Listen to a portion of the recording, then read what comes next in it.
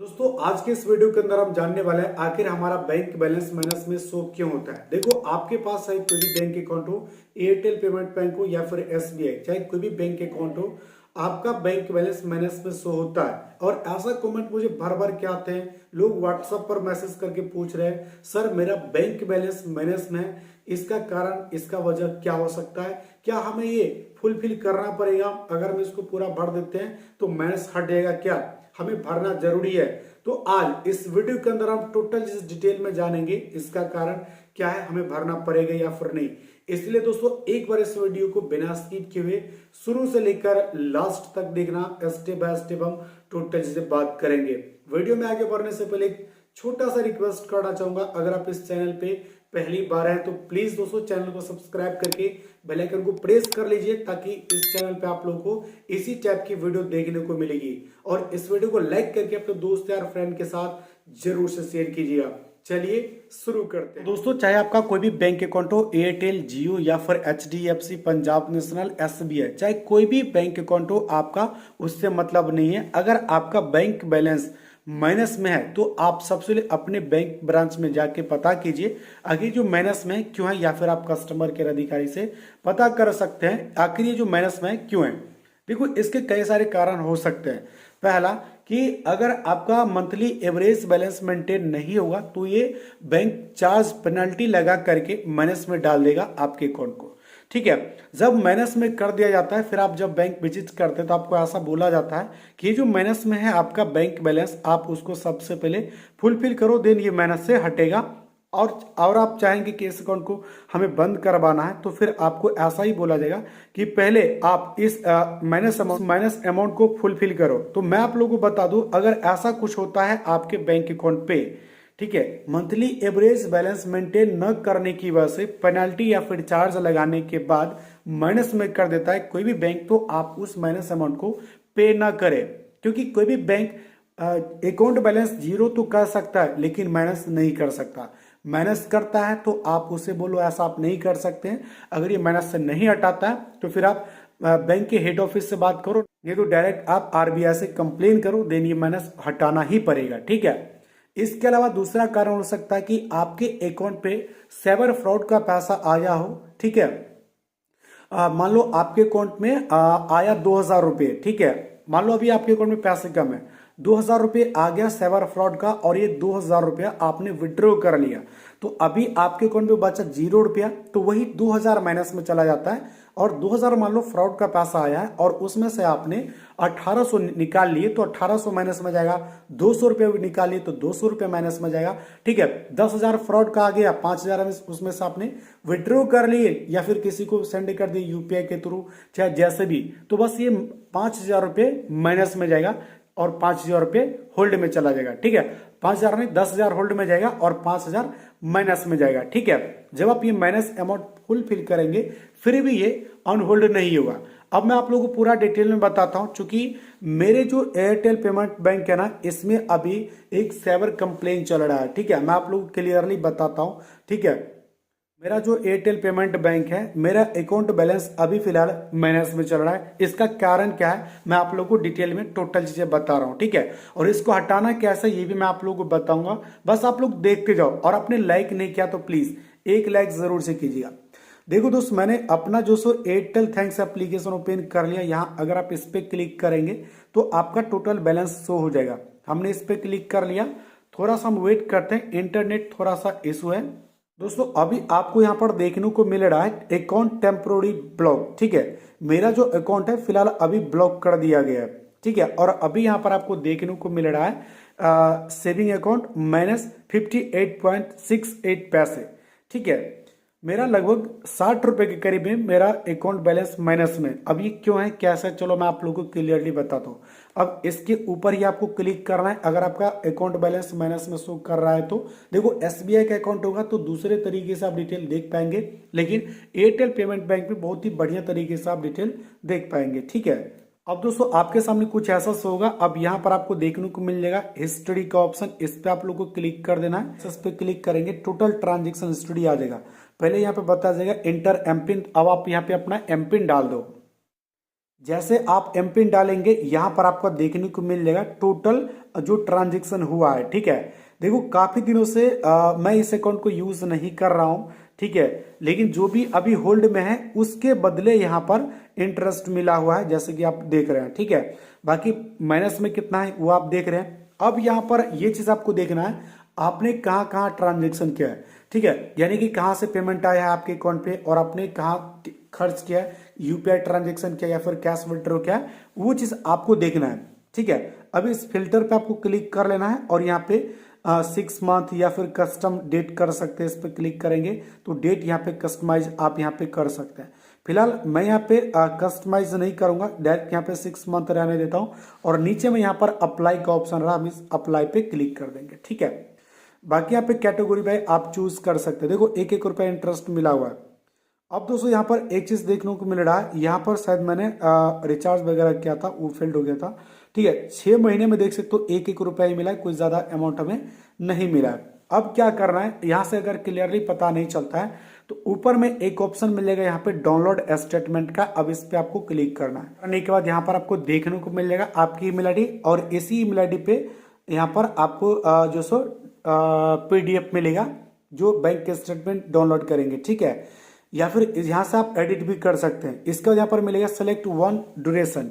ठीक है, आप कितने मंथ का जो सो स्टेटमेंट लेना चाहे, 1 मंथ, 3 मंथ, ठीक है, 6 मंथ, यहाँ पे करंट फाइनेंशियल ईयर और करंट ईयर जो अभी चल रहा है 2026, तो 2026 का ही मिलेगा। और कस्टम है तो डेट बाय डेट भी आप ले सकते हैं। और ये करंट फाइनेंशियल ईयर जो है ना, इसका क्या मतलब है, तो देखो ये होता है 1 अप्रैल से लेकर नेक्स्ट मार्च तक। ठीक है, यानी कि अभी जो चल रहा है 2025 ही चल रहा है, वैसे तो चल रहा है 2026 लेकिन फाइनेंशियल ईयर चल रहा है 2025। ठीक है, ये स्टार्ट कब से होता है, लाइक हम 25 से काउंट करेंगे तो 1 अप्रैल 2025 से लेकर के लास्ट मार्च 2026 तक का। ठीक है, तो जो भी होता है अपने हिसाब से यहाँ पे आप डाउनलोड पे क्लिक करेंगे। देन जो जीमेल आईडी आपने डाउनलोड, जो जीमेल आईडी आपने सेलेक्ट किया था उसी ईमेल आईडी पे डाउनलोड हो जाएगा। ठीक है, अब हमें इसको बैक करके करना है ईमेल को ओपन। ठीक है, जैसे आप इसको ओपन करेंगे, रिफ्रेश करेंगे, यहाँ पर शो हो जाएगा। देखो इंटरनेट स्लो के कारण यहाँ पर फिलहाल शो नहीं हो रहा है। ठीक है, बाकी पहले जो मैंने डाउनलोड किया था यहाँ पर देखने को मिल रहा है। चलो मैं इसी को ओपन करके दिखा देता हूँ, वैसे भी मैंने काफी दिनों से इसको यूज नहीं करा। ठीक है, अब दोस्तों जैसे डाउनलोड हो जाएगा इस पर क्लिक करेंगे, कुछ ऐसा देखने को मिल जाएगा। अब ये जो जितने भी बैंक स्टेटमेंट पीडीएफ होता है ना, वो पासवर्ड प्रोटेक्टेड होते हैं, तो पासवर्ड भी आपको देना पड़ता है। अब कैसा पासवर्ड देना है तो यहाँ पर आपको देखने को मिल जाएगा। ठीक है, देखो सबसे पहले जो आपका जन्म डेट है, ठीक है, जन्म तिथि है, वो आपको डालना है। फिर आपने जिस नंबर से आपने रजिस्टर किया है वो नंबर डालना है। देन ये पीडीएफ ओपन हो जाएगा। अब इस पर आपको क्लिक करना है और कोई सा भी फाइल में इसको ओपन कर लेना है। ठीक है, अब ये पासवर्ड मांगा जा रहा है तो आप यहाँ अपना जो सो डेट ऑफ बर्थ डालो और फिर अपना मोबाइल नंबर डाल के ओपन पे क्लिक करो। तो देखो दोस्तों मैंने जैसे पासवर्ड डाल के ओपन पे क्लिक किया, सक्सेसफुली यहाँ पे बैंक स्टेटमेंट ओपन हो चुका है। फिलहाल दोस्तों मैंने एयरटेल पेमेंट्स बैंक इसलिए चूज किया क्योंकि बहुत ज्यादा कमेंट आ रहे थे कि सर मेरा Airtel payments bank account minus में चल रहा है।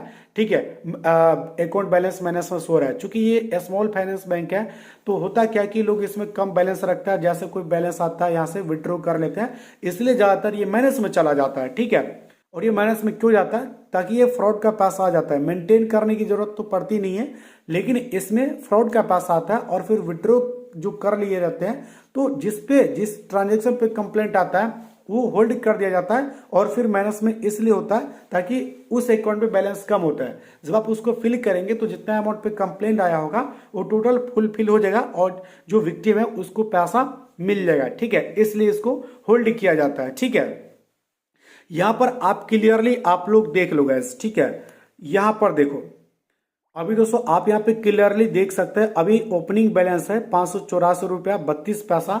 ये हमने ओपनिंग के टाइम पे इसमें डाला था। फिर क्लोजिंग बैलेंस है 590 रुपया 32 पैसा। इसका देखने को मिला टोटल क्रेडिट 6 है, टोटल डेबिट 0 है और अमाउंट ऑन होल्ड है 650 रुपये। यूजेबल बैलेंस है 59.68 पैसे। देखो ये जो 650 रुपया होल्ड हुआ है ना, ये हमने गेम से विड्रॉ लिया था 650 रुपए का, उसमें से हमने कुछ पैसे विड्रॉ कर लिए थे। ठीक है, विड्रॉ जो कर लिए थे तो वही है कि 650 में से इतना विड्रॉ कर लिया इसलिए माइनस में चला गया। अगर अकाउंट में बैलेंस होता तो फिर ये माइनस में नहीं जाता, ठीक है, इसका कारण यही है। तो अगर आपका अकाउंट बैलेंस माइनस में शो हो रहा है तो मैं आपको बता रहा हूं, आपको फिलहाल ये पैसा डिपॉजिट करने की जरूरत नहीं है। जब केस सोल्व होगा बैंक आपको कहेगा कि ये पैसा आपको भरना है, देन आप इसमें डिपॉजिट करना, अदरवाइज पहले मत किया करो, नहीं तो ये पैसे आपके डूब जाएंगे, ठीक है। देखो आपने गेम से विड्रॉ लिया होगा या फिर अपने दोस्त यार से ट्रांजेक्शन लिया होगा, अपने दुकान पे लिया होगा, आई थिंक दुकान पे तो नहीं लिया होगा, आपने ज्यादातर गेमिंग से ही विड्रॉ लिया होगा या फिर कोई ऐसे ही इन्वेस्टमेंट प्लेटफॉर्म से। आपको पता है ये लीगल हमारा पैसा है, लीगल पेमेंट है, हम विक्टिम को या फिर किसी दूसरे पर्सन को ये पैसा क्यों दे, है ना। लेकिन कानून कहता है कि जो विक्टिम है जिसके साथ फ्रॉड हुआ है करोड़ों का, उसे भी तो 1 करोड़ का वापस रिटर्न मिलना चाहिए। अगर फ्रॉड का पैसा आया तो हमें रिटर्न करना पड़ेगा, लेकिन आज के टाइम पे नया कानून जो आया है उसके तहत नहीं भी करना पड़ सकता है, लेकिन जब ये कानून इम्प्लीमेंट होता है तब जाके, ठीक है। लेकिन फिलहाल अभी ऐसा कोई कानून नहीं है, ठीक है, जहां से हमें रिफंड नहीं करना पड़े। अगर आपके पास लीगली प्रूफ है तो फिर आपको रिफंड नहीं करना पड़ेगा, ठीक है। प्रूफ नहीं है तो ये आपको रिफंड करना पड़ेगा। ये जब आप अमाउंट आप फुलफिल कर देंगे तो होल्ड में ही रहेगा, और होल्ड को हटाने के लिए साइबर सेल से चाहिए होगा एनओसी, चाहे जिस भी साइबर सेल से, जिस भी स्टेट से कंप्लेंट आया होगा उस साइबर सेल से एनओसी जब इस बैंक को मिलेगा तो ये अनहोल्ड कर दिया जाएगा, ठीक है। लेकिन मेरे अकाउंट पर जो कंप्लेंट है तो मैं उतना माथा पेची नहीं कर रहा हूं, क्योंकि इस अकाउंट को मैं यूज ही नहीं कर रहा, कोई मतलब ही नहीं है, ठीक है। क्योंकि देखो अगर आपका बैंक अकाउंट ब्लॉक है होल्ड होने के बावजूद भी, तो आपको उस अकाउंट को छोड़ ही देना है। देखो हर कानून कहता है, दिल्ली हाईकोर्ट, केरला हाईकोर्ट यार कहता है कि जो अमाउंट फ्रॉड का आया बस उसको होल्ड करो, बाकी अकाउंट को नॉर्मली रखो ताकि दैनिक जीवन में यूज कर पाए। लेकिन बैंक वाले ऐसा नहीं करते, पूरे अकाउंट को ब्लॉक या फिर डेबिट फ्रीज कर देते हैं, जबकि ऐसा नहीं करना चाहिए, ठीक है। अगर आपको लगता है कि इसको ठीक करवाना चाहिए तो कैसे करवाना मैं कई बार बता दिया हूं, ठीक है। बाकी फिर से बता रहा हूं, अपने इस कस्टमर केयर अधिकारी से बात करो। यहां पर आपको नंबर भी देखने को मिल जाएगा, ठीक है। यहां पर देख लो, ये कस्टमर केयर नंबर है, यहां पर आप कॉल करो। ईमेल पे यहाँ पे आपको ईमेल आईडी मिल जाएगी, इस पे आप मेल कर लो, उनसे पूछो कि क्यों हमारे अकाउंट पे होल्ड लगा है, इसको आप हटाओ, ठीक है। फिर डिटेल मिल जाएगा, साइबर सेल को कांटेक्ट करके वो एनओसी भेजवा करके इसको सक्सेसफुली हटा सकते हो, ठीक है। तो देखो मैंने आपको टोटल चीज बता दिया। 2 कारण तो मुख्य है बैंक अकाउंट माइनस होने का, 2 तो मुख्य कारण है अकाउंट बैलेंस माइनस होने का। पहला तो आपका एवरेज बैलेंस मेंटेन नहीं होगा तो माइनस कर दिया जाएगा, या फिर आपके अकाउंट में फ्रॉड का पैसा आएगा और उसको जब आप निकाल लेंगे तो जब कंप्लेंट आएगा तो फिर वो माइनस में चला जाएगा, ठीक है। तो फिलहाल भरने की जरूरत नहीं, जब केस सोल्व होगा देन भरने के लिए बोला जाए, देन भरना, अदरवाइज नहीं भरना है, ठीक है। और दोस्तों जाते जाते मैं ये कहना चाहूंगा, अगर आप माइनस को हटाना चाहते हैं तो जब आप भर देंगे ना तो माइनस तो हट जाएगा, बट ये होल्ड नहीं हटेगा। तो इसलिए अगर आपका बैंक बैलेंस माइनस में सो रहा है तो पैनिक होने की जरूरत नहीं, डरने की जरूरत नहीं। जब केस सोल्व होगा तो ये ऑटोमेटिक हट जाएगा, ठीक है। बस इसको आप ऐसे भी फिलहाल छोड़ सकते हैं। इसके अलावा आपके मन में कोई भी डाउट हो, कुछ पूछना चाहे तो कमेंट करके पूछ सकते हैं। हर कमेंट का रिप्लाई देने की कोशिश करूंगा। बाकी इंस्टा और व्हाट्सएप पे मुझे मैसेज भी कर सकते हैं। फिर मिलते हैं न्यू वीडियो में न्यू टॉपिक के साथ, तब तक के लिए बाय।